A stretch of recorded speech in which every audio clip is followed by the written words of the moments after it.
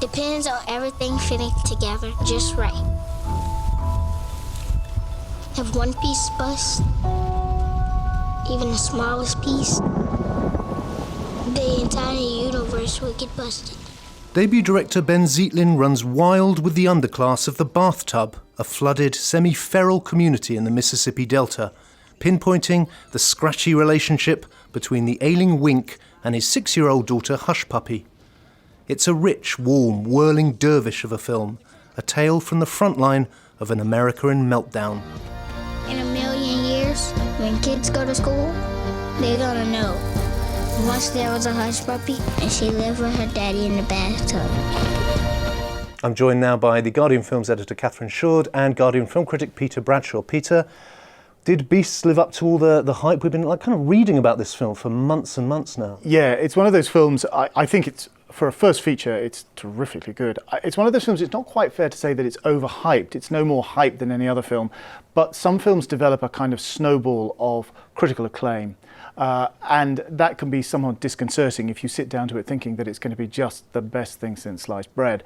And I'm not sure I quite levitated to the transcendental state that I guess I was supposed to. It's obviously indebted to the work of Terence Malick, but also I thought to David Gordon Green, at least before he became kind of frat boy party animal in his later career. His pre-comedy thing, which he shot with Tim Orr, very like George Washington. It's also, I suggest, owes a little bit to The Apocalypse Now of Francis Ford Coppola, which it did remind me of in certain the sort of upriver sequences of Apocalypse Now. And in terms of Malick, it's kind of early and late Malick. It's like Badlands, but also the influence of the dreaded dinosaur, I think, is very apparent with the let's say fictional fantasy, or perhaps who knows, not fantasy, animals that appear. These giant wild boars. The giant wild boars which appear out of nowhere. And I think that's where I slightly didn't quite hand over my money, in a way, for Beasts of the Southern Wild. I would have preferred that it stayed on the realist level, because on the realist level, there's plenty to be going on with. There's plenty of beauty and plenty of visionary stuff to be going on with on just the ordinary sublunary level, whereas I didn't quite buy the enormous, as it were, beasts. Catherine, did you find that the film worked better when it was on the realist level, or did you like the kind of flights of fancy that it takes?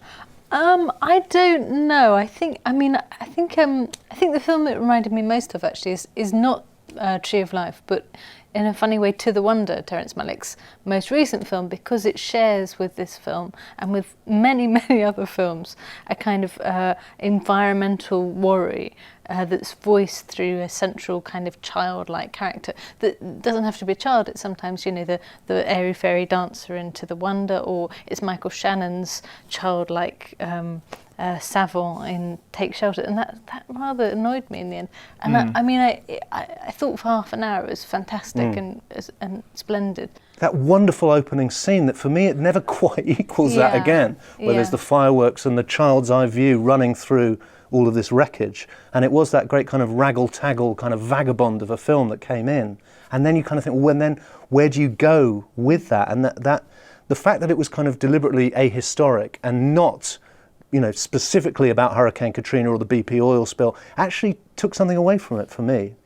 Yeah, I would certainly agree with that. And I think, the sort of key moment for me came right at the end, and I hadn't actually realised it was based on a play until the final credits. It did feel increasingly to me quite stagey, and it's strange to have this amazing kind of landscape, this amazing vision of it, and it's so strong visually, and yet also it did feel quite contained and a little bit above a pub at times for me. What do you think of the performances? Quvenzhané Wallis, the 6-7-year-old girl who plays Hushpuppy, has been talked of as a potential Oscar contender. Yeah, no, she is, and she's wonderful, and you can't, I'm not so much of a bitch that I'm going to do down her performance. Right. But that said, I'm not quite sure how much of this is acting and how much is just a kid doing a very charming thing. It does matter a bit, actually, yeah. There's a sort of reverent tradition in Hollywood for admiring or affecting to admire little kids who are brilliant on camera. I think there might be a little bit of sentimental acclaim for the young actor in it. But yes, I have a suspicion that it might disappear like snow off a ditch on the night. But that's if we think that the Academy Awards are the be-all and end-all. As it happens, this is a terrifically easy, natural performance on camera, and it's terrifically good. Take your knife and you pop this off. That's beautiful. No, Hushpuppy! Beast it!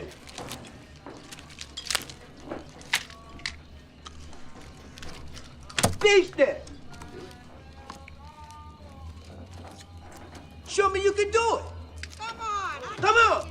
Come on now! Beast it! Beast it! Beast it! Beast it!